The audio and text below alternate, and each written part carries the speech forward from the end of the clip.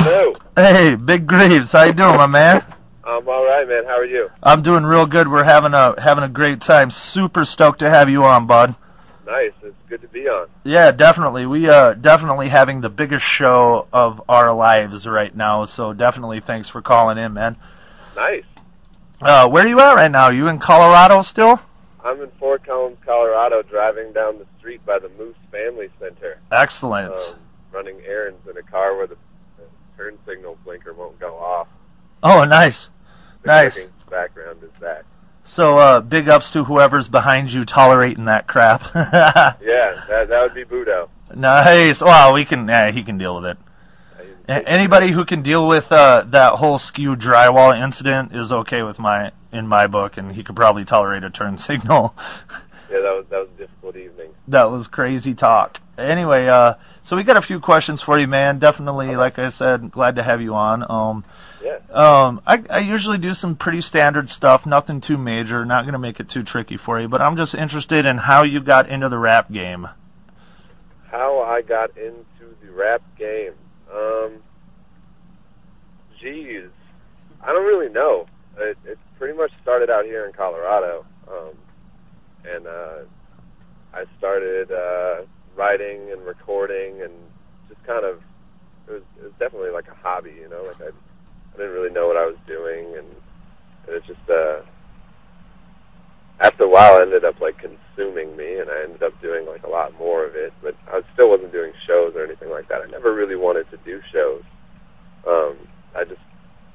I kind of liked being like in my bedroom making music. Yeah. I'm a loser, and I like that stuff. But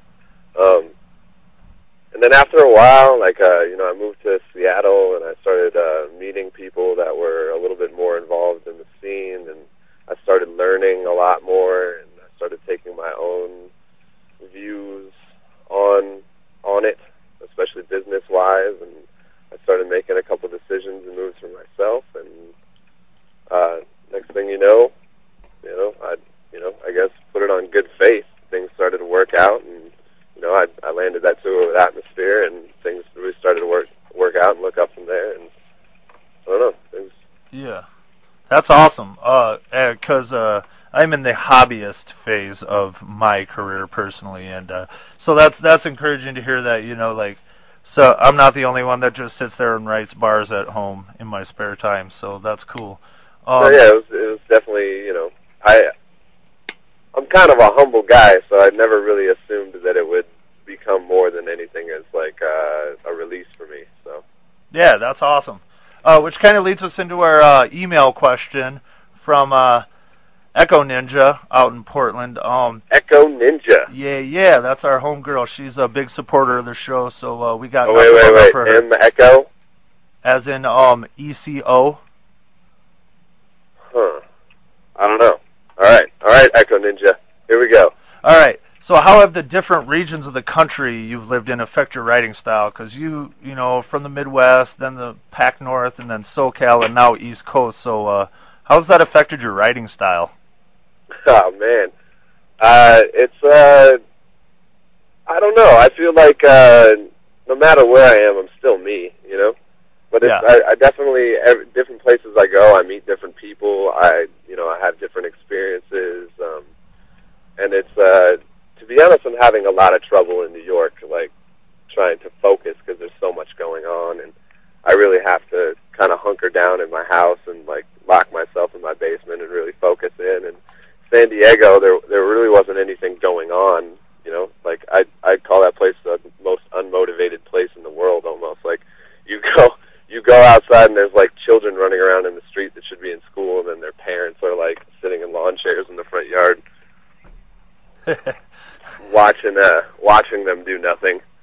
So San Diego, I feel like, was really creative, but nothing's ever going to beat Seattle for me. It was like, when those winters hit in Seattle, not a lot of people go outside. I'm sure you're familiar with the concept. Yeah.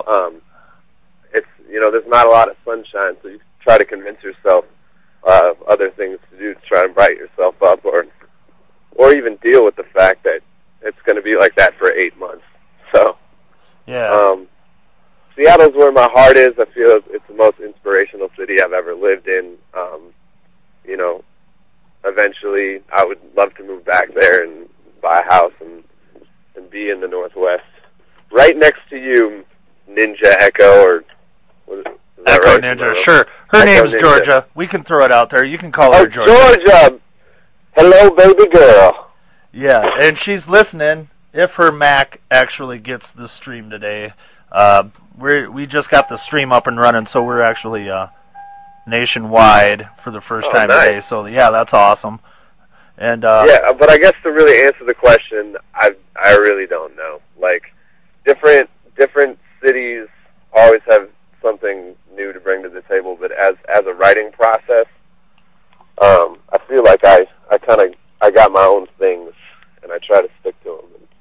Yeah, and you've stay true to them.